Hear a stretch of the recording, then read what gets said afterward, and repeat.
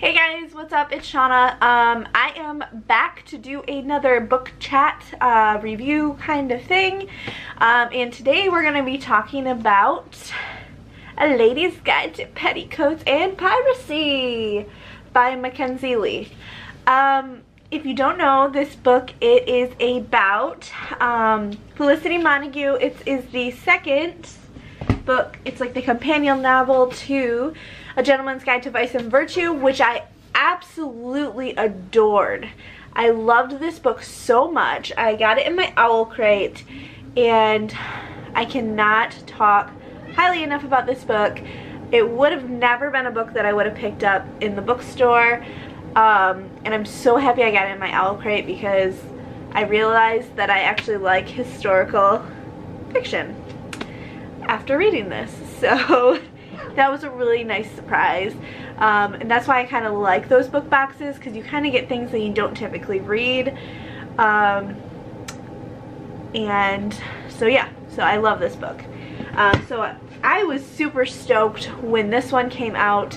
I will say, going in, I didn't enjoy Felicity as much as some people did in the first book. I really fell in love with Monty and Percy, so I didn't have very high expectations going in. I thought that I would enjoy it. I just knew I wouldn't like it as much as A Gentleman's Guide, so I want to preface it by saying that. So yeah, this follows Felicity Montague as she decides that she is not all for the life of parties and dresses, and she would rather be reading books about sewing up somebody's body or bone setting, just pretty much anything else than what women were expected to do during this time period. So she travels around Europe trying to find a doctor that will allow her to practice with him, and that's obviously very difficult. This touches on a lot of themes, a lot of feminist ideals, and I love that. It's just a good female story. So how I'm going to do this review is I'm going to do the first section. It is going to be a non-spoiler section of the book, and it's going just to be my review of the book. The second half is going to be a reading vlog style, so you're going to get my instant reactions of when I was actually reading the book. So without further ado, I'm going to start with one of my cons and end on my pro, so that it ends on a good note, because I like doing my reviews that way. So here we go. The first problem I had with this book was it had the same exact shape of A Gentleman's Guide to Vice and Virtue, so it kind of eliminated the surprises because of the shape of the novel. I don't know how else to explain it than if you've read The Gentleman's Guide to Vice and Virtue, then you'll kind of see the shape of it, and there's action parts where there was action parts, and there's, you know, traveling parts, and it just had a very basic shape, so I wasn't really surprised as often as I thought, or as I felt like I could be. And then there was like sections where I felt like it was much longer than it needed to be. There was way too long descriptions, and I found myself skimming a lot. But that being said, there were some really strong, powerful scenes where you really see male privilege, especially during that time, and it just makes your blood boil. I got so angry in parts, and I think I have some of my reactions in the later vlog, but you really see what women had to deal with during that time and still kind of have to deal with today. So I thought that was really interesting, and she did great conveying those parts. The second thing is I felt like there wasn't quite enough Monty and Percy. I realized that this was Felicity's story, but I kind of expected them to kind of come along with the journey, and we would just see Felicity's point of view in the journey. So I was kind of bummed that I didn't have them around all the time. And I found myself really enjoying the scenes that they were in way more than when Felicity was on her own and with the other girls. That being said, the other girls and the strong female friendships in this book really made it shine. I really enjoyed the other females and how different they were from Felicity. So we have Sim, and she is this badass fighter bi girl, and she's amazing. I was really interested in Sim's character. I really liked her a lot. And then you have Joanna, and she is the opposite of Felicity, and they stopped talking when they were kids because Joanna wanted to be the person at the party. She wanted to be the pretty girl. She wanted to wear the pretty dresses, but she was still smart, and I love that. So the friendships and the girls really finding each other and really playing into each other's strengths was really awesome to see. And I think Joanna said a line something like, there's no right way to be a strong, independent woman, and I absolutely love that. So I really love the girl power in this book. The third one is, I feel like I left the book on this super high because the ending is with Monty and Percy, and when I finished up, I really felt like, wow, this book is so great. I loved it. But again, I think it's because it had Monty and Percy. However, I really love the ending and seeing all the girls come together to save these sea dragons, and it was so good. And mind you, I will say I did not see the sea dragons coming, so that was pretty interesting. So I think the ending was a very strong point for me because, like I said, I wanted to see Monty and Percy, and in the end I did see Monty and Percy. And then the really powerful scene at the end with all the three girls was really great too. So that total left me in a really good spot. When I first finished, I think I gave it a pretty high 4-star review.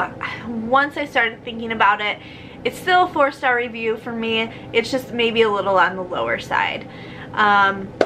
Overall, I really enjoyed it. It was a really fun read, and I would definitely recommend it if you like historical fiction, or even if you don't. It tackles a lot of things that are presented now that are very relevant in today's culture. So I think that it's an awesome read, especially if you like historical fiction. So with that being said, we're gonna roll into the vlog style. So this is your warning. If you do not want any spoilers, stop now. And if you don't, that's not my fault because I warned you. So here we go. So I have been so sick the last 4 days, but I have got a lot of reading in, which has been awesome, but the other half of the time I've just been sleeping.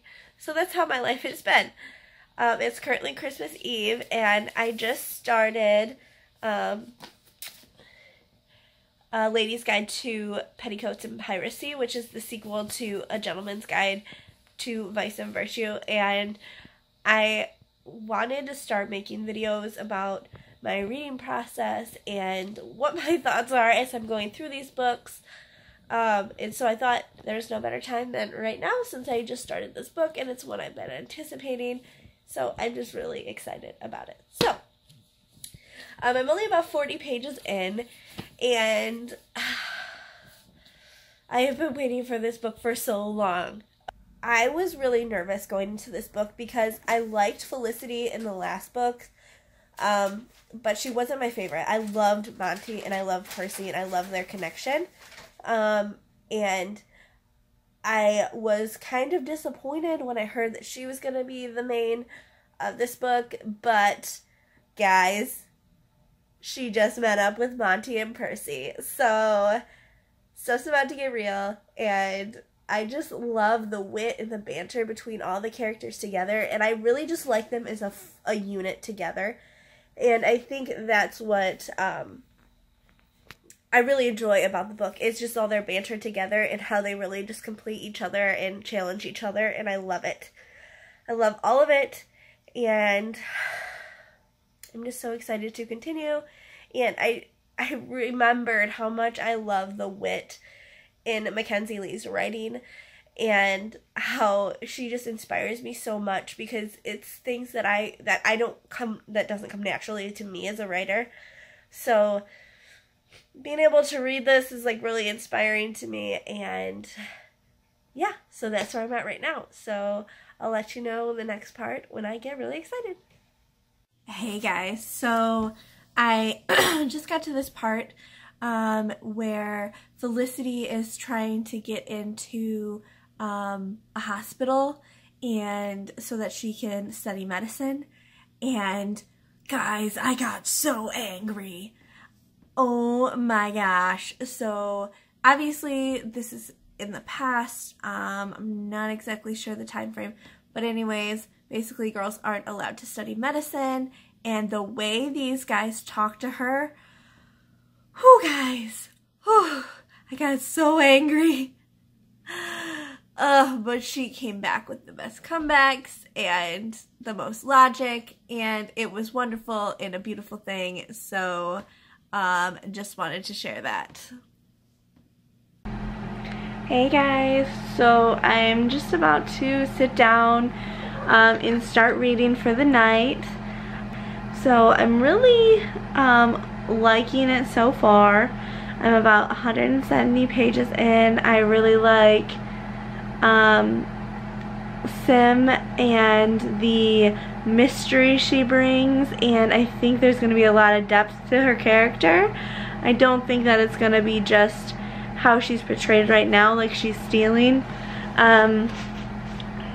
And I also, I don't know if this is going to actually be a thing, but you know how I love my love stories in my books. But I'm kind of thinking something's going to happen between Joanna and Dr. Platt, and they're going to end up not getting married. And then because Felicity and him have such a, like a lot of things in common, I think something's going to happen there when they're traveling. I could be completely wrong and nothing could happen, but I'm just going to throw that out there right now. So, I'll check back in later. Literally, page 202. It was right. Joanna's gone. Just throwing it out there.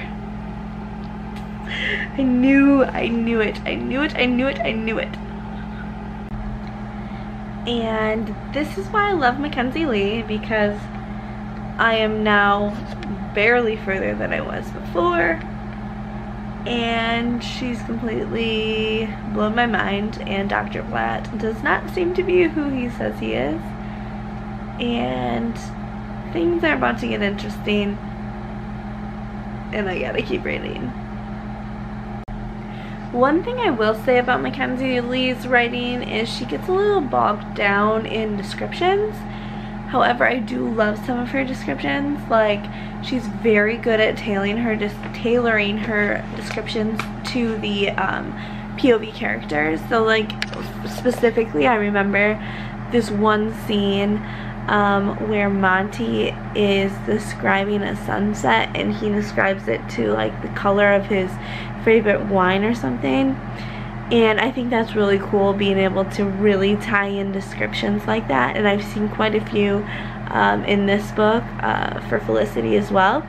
So that's just a thought that I have going into this. I don't like a whole lot of deep descriptions of the like setting, things like that. And sometimes her descriptions can get a bit wordy for me,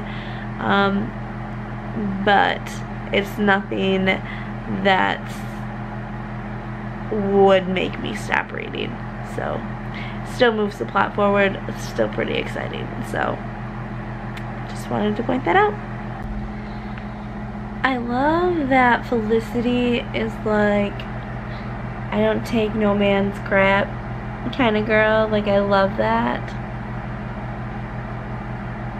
I'm just mad at myself for not, this doesn't really even go with what I just said, but I'm really mad at myself that I didn't think anything weird about him, like, taking opium like it was candy. I guess I thought that it was kind of like a sign of the times that it was in, because nobody really made a big deal about it in the book. Like, Felicity wasn't even like, man, he's taking a lot of opium. Even though I thought that, I just thought it was like sign of the times, whatever. Really question myself on why I thought they might get together. Yeah. So, just my thoughts onto chapter 12. They just left a baby sea dragon in the water by the beach, and it was so sad. It was so sad. So it's pretty clear that I'm not gonna get my little love story that I love in my books. But I will say I am digging the relationship, the strong female friendships, digging that, digging all the girl power, love that. So that's where I'm at. I'm at page 367, chapter 19. The girls have just gotten captured by Dr. Pratt, and we're gonna see how they're gonna get out of this. So we'll see how this goes. I'm hoping I'm gonna finish it up tonight, so crossing my fingers. Marty! I love him, he's back! I knew he'd come and save his sister. I mean, that's just who he is, and he's probably gonna mess it up, but he's gonna be there to do it. I'm so excited. I was seriously feeling like this book was kind of dragging a little bit. And then Monty comes back and I just love it. It's like they're all meant to be together. That's like was my fear reading this book. It's like I like Felicity, but I like Felicity and Monty and Percy together. I like them all. They balance each other out. And I'm so glad they're back together. I'm so glad. Well, I was kind of disappointed that there's not a love aspect of this story. At the same time, it really makes sense because of Felicity's character. So I just think it just depends on the story and what the story needs. They don't always need a love story for it to be a good story. I just like them there. So I'm always hoping that there is one. But Felicity is a very strong, independent character. So she really doesn't need that other aspect in her life to be that person. Not that anybody does, but she's just Felicity. So I just finished, and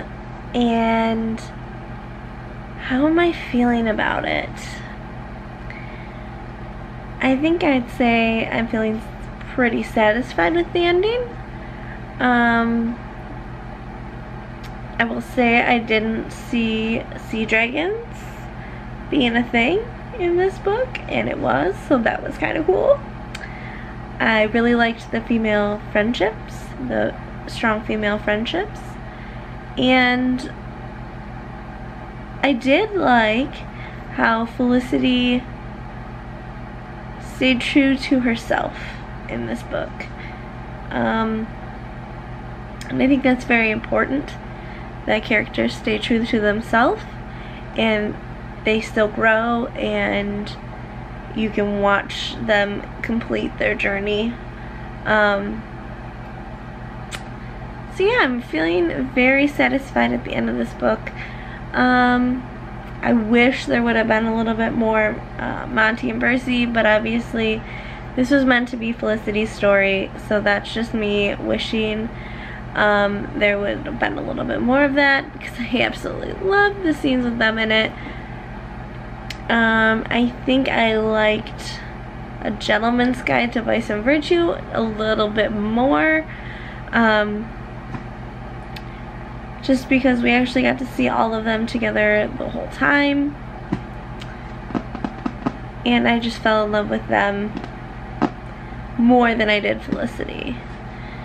But I'm glad that we got to see this side and get more into Felicity's character. I really like that. I'd say probably 4 stars altogether. It's a pretty good read.